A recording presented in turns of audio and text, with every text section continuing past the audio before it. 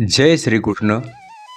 1 डिसेंबर 2025 सोमवार, मार्गशीर्ष शुक्ल एकादशी, मोक्षदा एकादशी.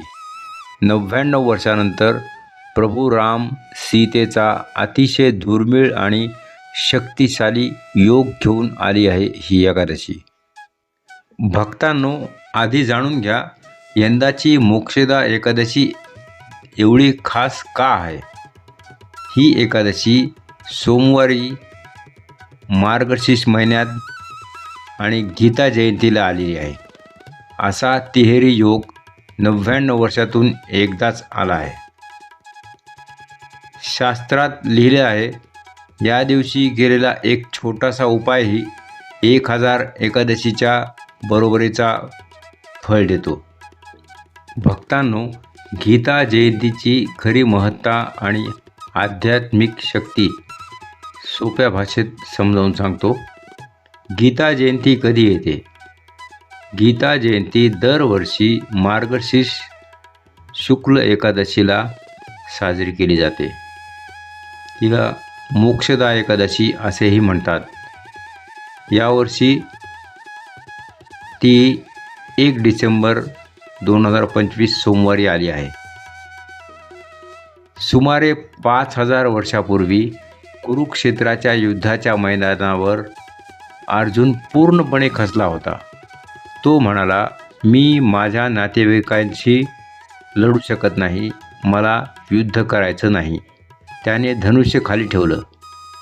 त्या क्षणी भगवान श्रीकृष्णांनी अर्जुनाला 700 श्लोकांचं अद्भुत ज्ञान दिलं, म्हणजे श्रीमद भगवद्गीता झाली.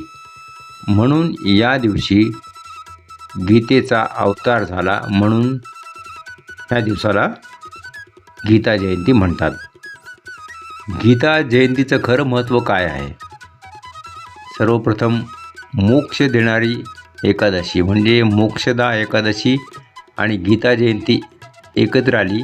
हा दिवस मोक्षाचा द्वार मानला जातो. शास्त्रात म्हटलं आहे, गीता सुगीता कर्तव्या किवन्ने शास्त्र विस्तरय. म्हणजे गीता जर नीट समजली आणि आचरणात आणली तर दुसऱ्या कोणत्याही शास्त्राची गरज नाही. सर्व धर्माचा, सर्व समस्यांचा एकच उपाय म्हणजे गीता. गीता फक्त हिंदूंची नाही, ती संपूर्ण मानवजातीची आहे. यामध्ये कर्मयोग म्हणजे कर्म कसं करावं, भक्तियोग भगवंतावर प्रेम कसं ठेवावं, ज्ञानयोग खरं खोटं कसं ओळखावं आणि ध्यानयोग मन कसं शांत करावं, सर्वांचा सार गीतेमध्ये आहे. गीता म्हणजे पाप नष्ट करणारी शक्ती आहे. पुराणात एक कथा आहे. एका पापी व्यक्तीला यमदूत घेऊन जात होते. रस्त्यात गीता पाठ करणारा एक साधू भेटला. त्या पाप्याने फक्त एक श्लोक ऐकला, सर्व धर्मान् परित्यज्य मामेकं शरणं व्रज. त्याच क्षणी त्याची सगळी पापं जळून गेली आणि तो वैकुंठाला गेला. म्हणून या दिवशी गीता पठण केल्याने जन्मोजन्मीची पापं नष्ट होतात. मोक्षदा एकादशीला गीता वाचल्याने केवळ आपल्याच नव्हे तर पितरांच्याही आत्म्याला मुक्ती मिळते. म्हणूनच याला पितृउद्धारक एकादशीही म्हणतात.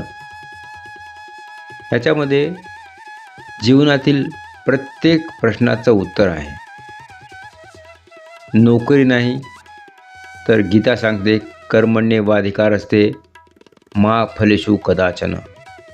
पैसा नाही, योगक्षेमं वहाम्यहम्, मी तुझी चिंता करतो. मन अस्थिर आहे, ध्यायतो विषयान् पुंसाः, पासून ध्यानापर्यंत मार्ग. मृत्यूची भीती आहे, न जायते म्रियते वा कदाचित, आत्मा अमर आहे. आता या दिवशी गीता जयंतीला काय करावं? अतिशय सोपे उपाय सांगतो. गीता पठण कमीत कमी एक अध्याय तरी वाचा. सर्वोत्तम 7वा किंवा 12वा. एक श्लोक पाठ करा. आयुष्यभर उपयोगी पडेल. गीता दान. एखाद्या गरजूला किंवा मंदिरात गीतेची प्रत द्या. ओम नमो भगवते वासुदेवाय 108 वेळा जपा. संध्याकाळी गीतेची आरती करा आणि दीपदान करा. भगवान श्रीकृष्ण स्वतः म्हणतात, सर्व धर्मान् परित्यज्य मामेकं शरणं व्रज अहत्वा सर्व पापेभ्यो मोक्षयिष्यामि मा शुचः.